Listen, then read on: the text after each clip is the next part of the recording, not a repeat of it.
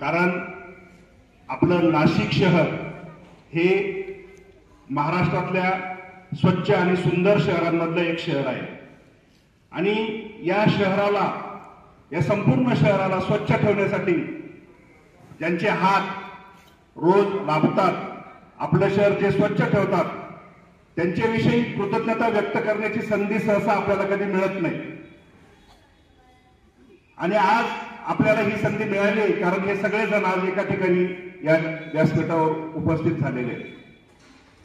मी आमच्या या तीनही शाळांचे विद्यार्थी, शिक्षक आणि आमच्या सगळ्या नागरिकांच्या वतीने तुमचे खूप खूप ऋण व्यक्त करतो, तुमचे आभार मानतो. कारण तुम्ही मोठ्या उत्साहाने रोज सकाळीपासून आपलं नाशिक शहर स्वच्छ ठेवण्यासाठी योगदान देत असतात.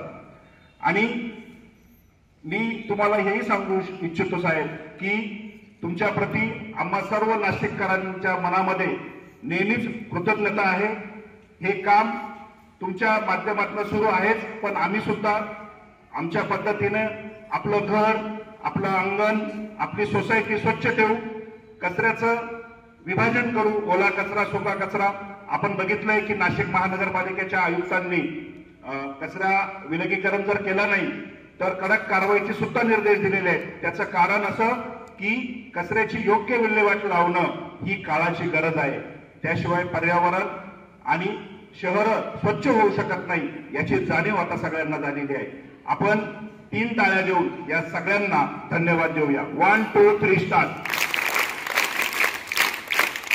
धन्यवाद.